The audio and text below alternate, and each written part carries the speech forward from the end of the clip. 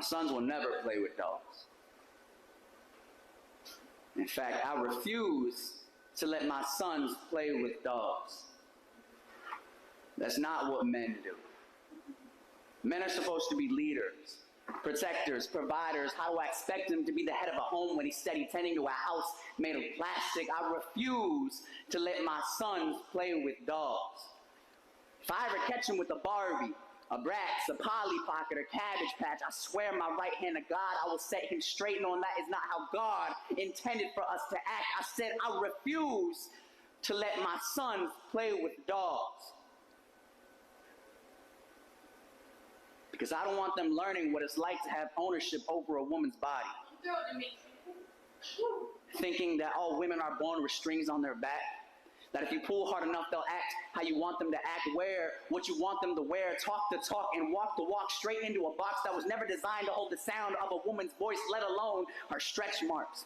Tattooed across her skin as a result of reaching so far across the universe, she bridged heaven and earth, yet still there are men who view women as more mistake than they do miracle, who spit sexist slurs through their teeth like refund receipts for all the clothes he will never allow her to wear, because she's showing too much skin, because that outfit is asking for it, because all she wants is attention. Men who are more likely to punish you for an abortion than they are for sexual assault. But if they see the procedure to be the murder of a baby inside of a woman, then tell me, when a girl gets raped, is the child inside her not dying too?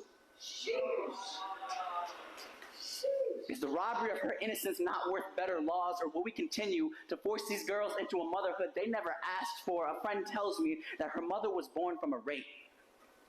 And I ask how she's coping with that today, if she now has to look her mother in the eyes and wonder if she's able to see the blessing before she sees the trauma, or does she sit silent in sorrow whenever that train of thought crosses those battered borders in her brain? My mother tells me that she was 25 when she got her first doll.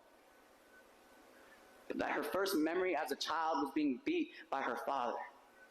And it hurts to know that, like so many other girls, my mother had to live her childhood backwards, being treated like a woman well before she was one, yet never taken seriously long after she became one, having to train her words daily until they were callous, just so maybe what she says might be able to hold a little bit of weight. I hate that I have to use my platform to beat problems of political policies that are not mine to paint. So don't mistake this for spray can saviorism spread across the canvas of shit that's trending. Think of it more as my apology for every time I turned a blind eye on a woman just trying to be seen.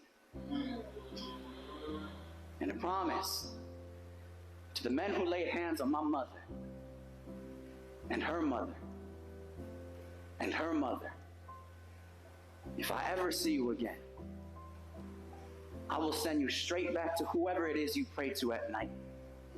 For if God were to set foot on this great earth, let it be a stiletto, or a pump, a wedge, a knee-high, a thigh-high, or whatever the fuck she wants to wear, because she's not a toy, she's a woman. My boys will not make toys out of women, so I refuse to let my sons play with dolls